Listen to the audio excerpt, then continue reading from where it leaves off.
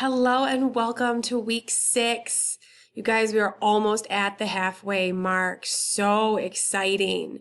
So a couple of notes I want to make as we run right into week 6 here. We have our reading assignment for this week. It is chapter 10, blood disorders. This should line up very nicely with what you guys are doing in AMP2.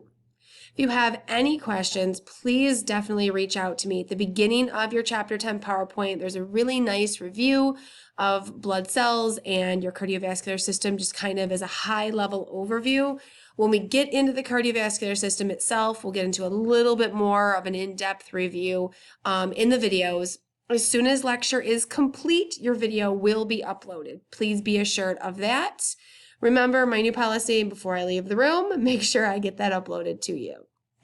All right, going back to our module, we also have our case study this week.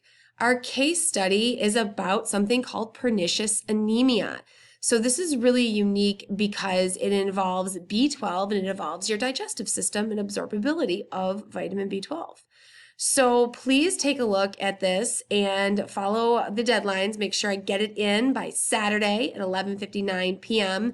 And as always, I'm still getting case studies without in-text citations. You have to have them or I will not grade it. I will mark it up. I will place lots of comments on it, but I will not give you a grade until those in-text citations are in the document. I will place a comment letting you know that they need in-text citations if it's missing and a certain date to get it accomplished by before I will start marking down for lateness. So please make sure in-text citations as well as the bibliography or references at the end. In-text citations are required for more than just quotes. Anytime you take knowledge that is not your own and you relay it to your audience, you have to let me know where your site or your source is from. So this is true of any research paper that you will write. Okay, so moving along, we have our reading assignment, we have our case study, this week's discussion board.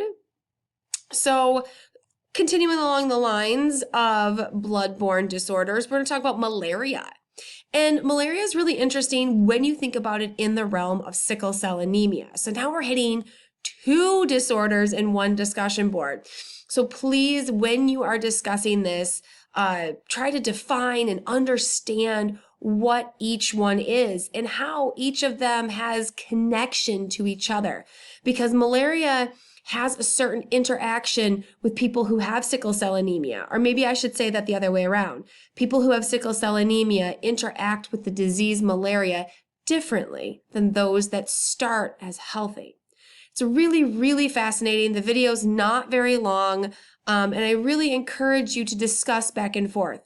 Remember, this is not about post counting. It's about engagement.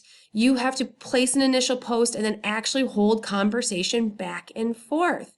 Just blindly posting to your classmates will not give you the adequate points that you're looking for. And as a side bonus, the more you discuss a topic, you're going to be surprised how much you actually take home, how much more you can learn from discussion with each other. It's a super fascinating topic this week. Send questions my way. I'll jump into the discussion board and weigh in on it too. All right. And then, as always, we have our week 6 quiz. This is over chapter 10, and it will be available starting Friday at 12 a.m., and you will have until Saturday at 11:59 p.m. to complete this. So please keep those deadlines in mind, and don't start taking this quiz at 11:55 p.m. on Saturday night. Try to get this done early. All right, if you guys need anything, please contact me. And I really, really loved all of the great emails I got from our announcement challenge last week.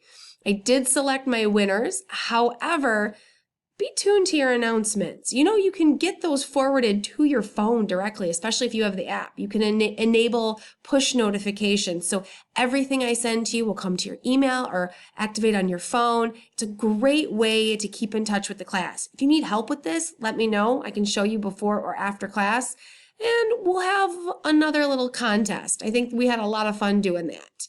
So stay tuned to your announcements, and I will see you guys in class.